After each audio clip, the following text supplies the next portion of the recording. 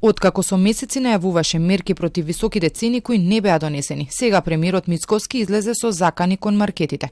Тврди дека има докази дека некои од нив го изигруваат законот за нефер трговија со кој требаше да се стави крај на проблемите со цените. Ги предупреди, ако продолжат ќе мора да затворат. Ќе предложиме законски измени за следната година со многу поголеми казни за сите оние ланци на супермаркети кои што го изигруваат законот за нефер трговски пракси. За некои од ланците веќе имаме докази и мислам дека така ако продолжат ќе морат клуч да стават на врата. За празниците дел од граѓаните се пожалија дека цените скокнале, а најмногу забележале дека тоа се случува кај оревите и костените. Но веќе извесен период граѓаните алармираат дека има поскапувања. Сепак од Министерството за економија уверуваа дека цените се под контрола, иако инфлацијата со месеци не се спушти по 4%, а некогаш беше и над овој процент.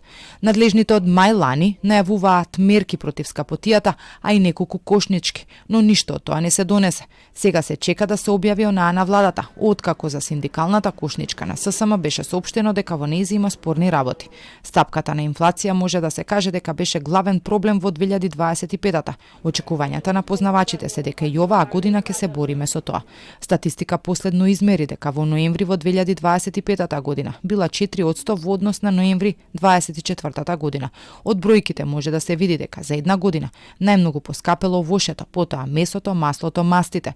Зголемување на цените е регистрирано и кај другите производи, лебот, сирењето, јајцата. Утре статистика треба да објави нови бројки. Очекувањата се дека ќе биде исто околу 4%.